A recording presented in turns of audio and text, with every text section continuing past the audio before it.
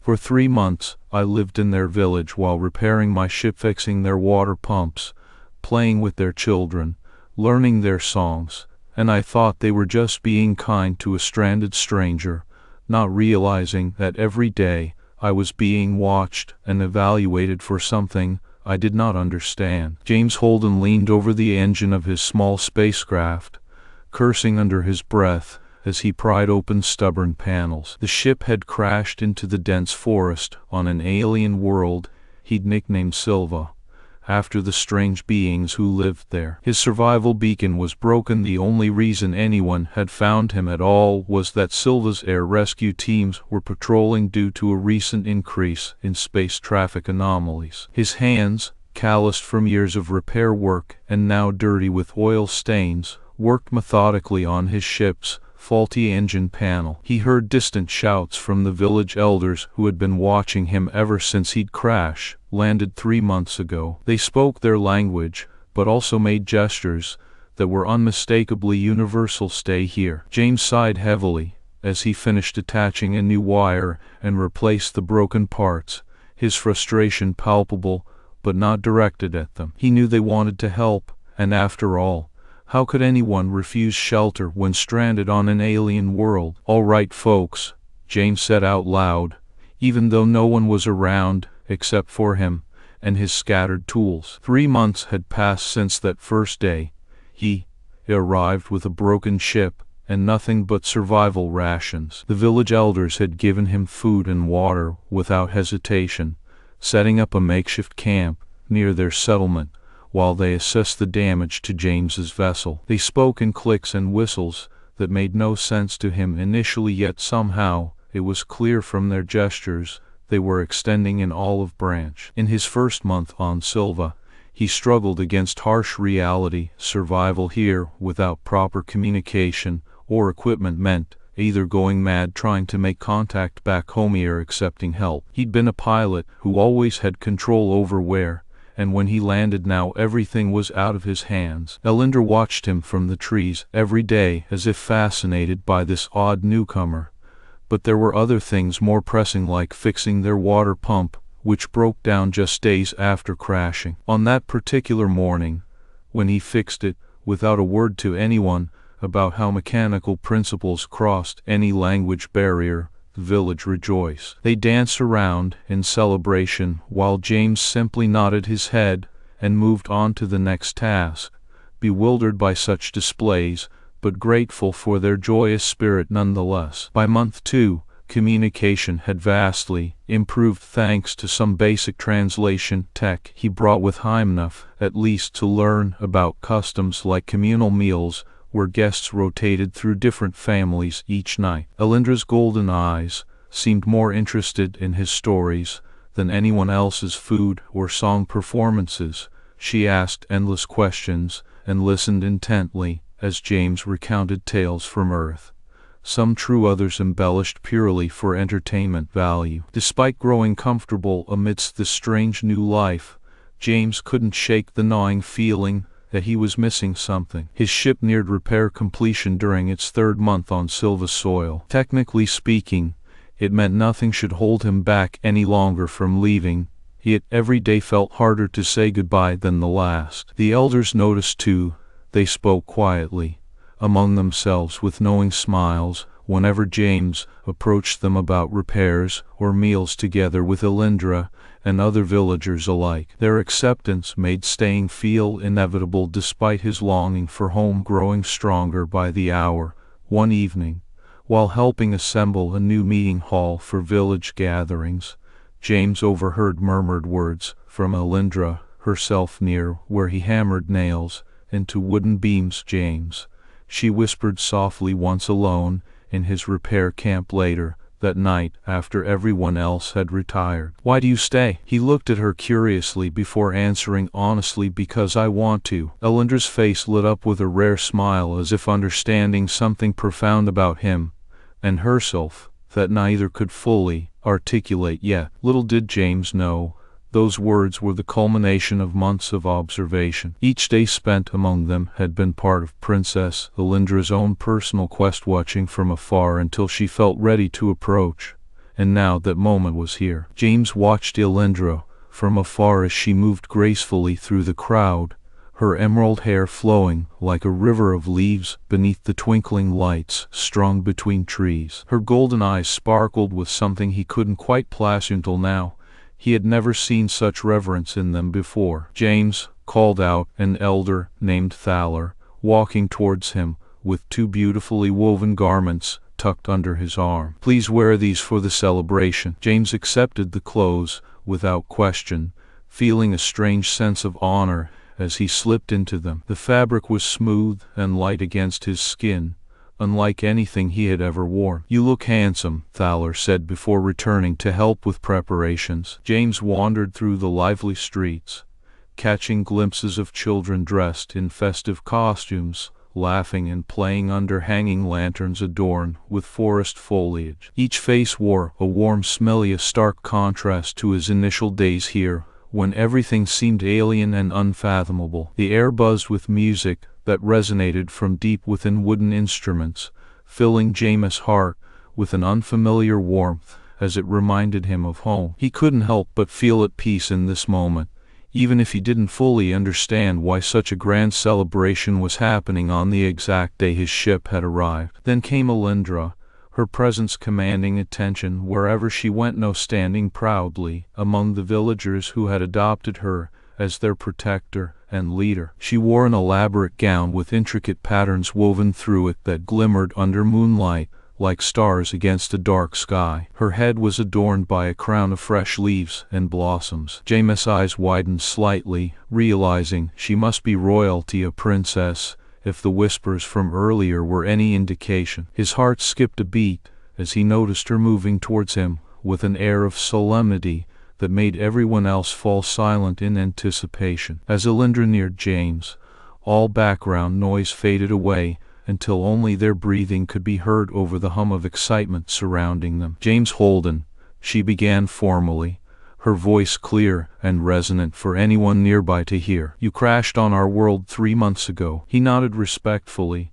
recalling those first few weeks where he barely understood his surroundings until this village welcomed him with open arms. "And I am grateful," James replied softly but confidently. "You saved my life," Aelindra continued without waiting for further acknowledgement from him. Her golden eyes held a mix of pride and affection as she spoke directly to the heart of what had transpired during his stay. "In 3 months, you have repaired our village, played with our children, learned our songs, eaten at our tables, and worked beside our people." The villagers watched intently from behind Aelindra, their expressions reflecting a combination of curiosity and eagerness to hear the outcome. James felt himself growing more intrigued by her words. There was something significant here he wasn't fully grasping yet, and it seemed everyone else knew exactly what was about to happen next, except for him alone, in this moment underlit solely by Aelindra's golden gaze. "Do you know what offering shelter means for the Sylvani?" she asked gently but firmly,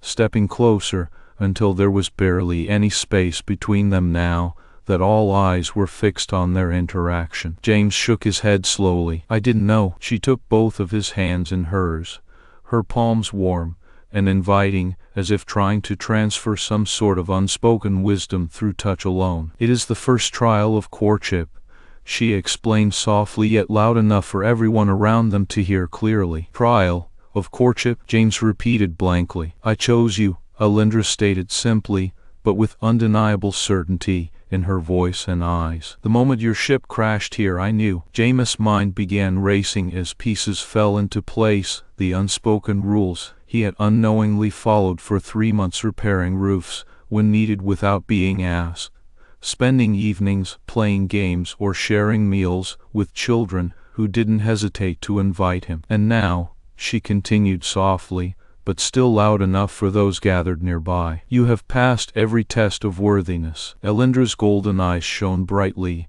as they locked onto James's own gaze. There was no mistaking the sincerity and depth behind her words. Eyes wasn't just any ordinary festival or celebration. It marked a pivotal moment in both their lives. "I am claiming you," she said with resolve, pulling him closer. The village square was abuzz with celebration, lanterns twinkling and music echoing through the trees as James Holden stood slightly apart from the festivities. He wore a woven garment given to him by Elder Thaler, feeling more like an honored guest than someone whose life had been saved 3 months ago when his ship crashed into this alien world. Children ran around in colorful costumes, their laughter mingling with traditional Sylvani music played on deep wooden instruments that resonated through the night air. James felt a sense of peace he hadn't experienced since arriving until Aelindra approached him once more, her presence immediately drawing attention from the villagers gathered nearby. "James Holden," she began formally, but warmly, her golden eyes locking onto his with an intensity that made him feel both honored and perplexed at the same time. "You have integrated into our community so effortlessly." He nodded respectfully, still trying to grasp everything he had been told over these past few moments. "I've learned a lot about you guys," James replied softly. Aelindra continued without missing a beat, her voice clear yet tinged with emotion as she addressed not just him, but everyone present. "In 3 months, you have done more than any outsider ever has on our world," she stated proudly. Her gaze swept over the villagers, who nodded in agreement and pride for their human guest. "And now," Aelindra continued solemnly, stepping closer until they were mere inches apart under the soft glow of lanterns hanging between trees. "Time has come." James' heart raced as he realized this couldn't be just any ordinary celebration. It was far more significant than even his newfound friendship with these Sylvani people. "Do you understand what I am about to claim?" she asked softly but firmly, her golden eyes shining brightly in the dim light. "Claim me, Aelindra," James replied hesitantly. "I don't." She placed a hand on his arm gently. "You have passed every test of worthiness without knowing you were being tested," she explained with soft determination in her voice, though it was loud enough for the gathered villagers to hear clearly. James felt his breath catch as understanding dawned within him. This moment had been building ever since he crashed here, and they took him in. "I didn't know," James said softly, looking into Aelindra's golden eyes with a mix of awe and confusion. "Offering shelter is the first step," she continued firmly but affectionately. "You did more than just survive, you thrived." James' heart swelled at her words as he realized how deeply his presence had impacted their world in ways both big and small, from repairing roofs without being asked to sharing laughter with children who welcomed him every day. "And now," Aelindra concluded, pulling James closer until there was no space left between them, "I claim you." Before she could finish speaking, Lord Varen appeared suddenly beside the pair, like a dark shadow interrupting sunlight, tall and proud yet visibly furious beneath his stern exterior. He addressed Princess Aelindra sharply in Sylvania language that now held words James had learned alongside songs and stories. James caught snippets of their conversation. "Human, unworthy traditional claim." Aelindra responded coolly to Varen's accusations, her hand tightening around James. "I chose him," she stated firmly. 3 months of genuine effort. No political alliances nor gifts can compare. Varen snarled, and his tone turned more aggressive in Sylvani. "Challenge, combat for the claim." James felt Aelindra tense beside him, but stepped forward before Varen could finish speaking, trying to diffuse what seemed like an escalating argument. "I do not want to cause problems," James said quickly. Aelindra silenced him with a look so intense it spoke volumes. "There is no one else," he insisted firmly. She turned back towards Lord Varen defiantly. "You wanted me through politics and gifts for years. I have watched this man play with children, fix roofs, learn songs without seeking anything in return." She straightened proudly under the moonlight. "That's why he won." Varen sneered cruelly at James' scared, human. James shrugged casually despite his racing heart. "Not really," he replied evenly. He looked back up to Aelindra with determination gleaming behind every word. "Is this necessary though?" Aelindra appeared torn, but shook her head stubbornly against any suggestion of letting it go unsolved now that Varen had invoked an ancient right requiring combat as resolution. "He challenged," she explained sadly. "It must be fought." James nodded solemnly, not missing a beat despite the gravity of what was about to happen. "Then let us do this." The next morning dawned early, sunlight barely peeking over tree tops. When James found the next morning dawned early, sunlight barely peeking over tree tops,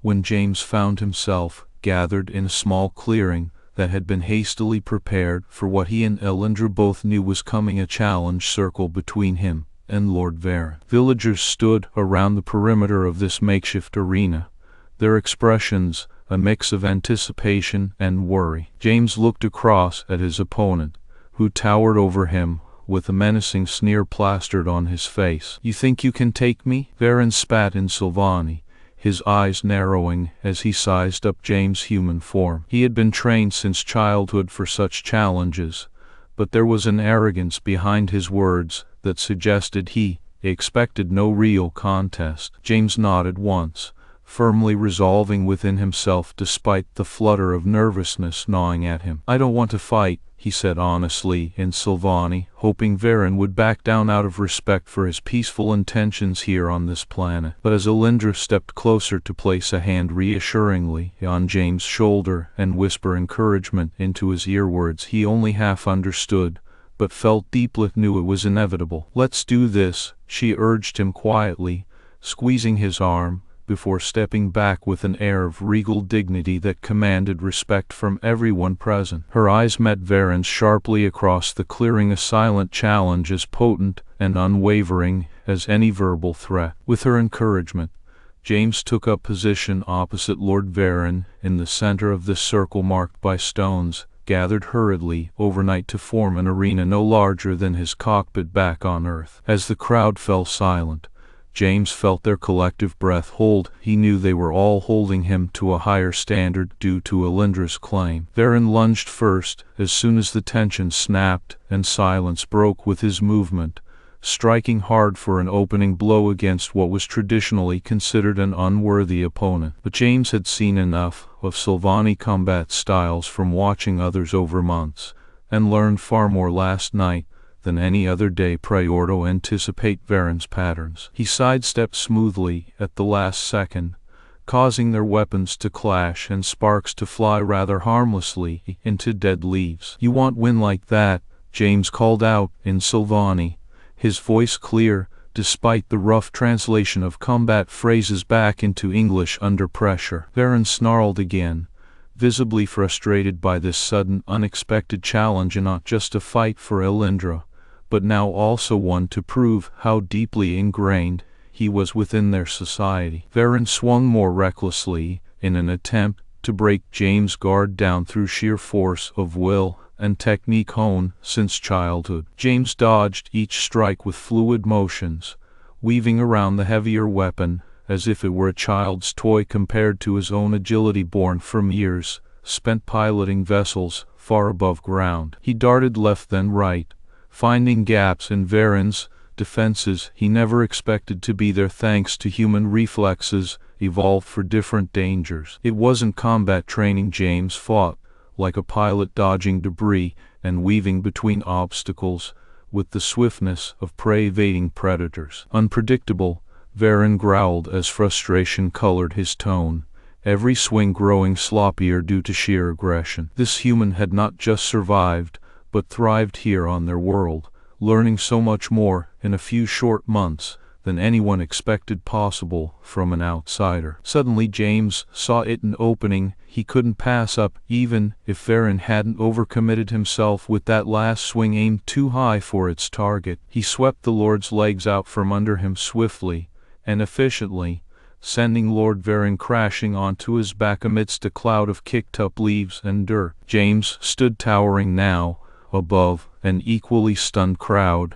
as much as he was standing above their fallen challenger. "Yield," James called firmly, in Sylvani once more, holding up one hand expectantly while the other kept weapon at ready stance should any last-ditch effort come his way. Varen stared upward from where he lay crumpled on cold ground, before a mix of pride and begrudging respect flashed across those golden eyes. He nodded solemnly, then reached out to press palm against James, accepting defeat gracefully despite everything. The challenge circle fell silent in that moment, all watching with stunned amazement, as the human outsider had won such an honorably fought duel. Aelindra was first to move, running forward past Lord Varen's prone form towards where James still stood tall and undefeated amidst scattered leaves and dirt marks of their battle. She flung herself into his arms, laughing and crying at once in joyous disbelief as she pulled him down for a hug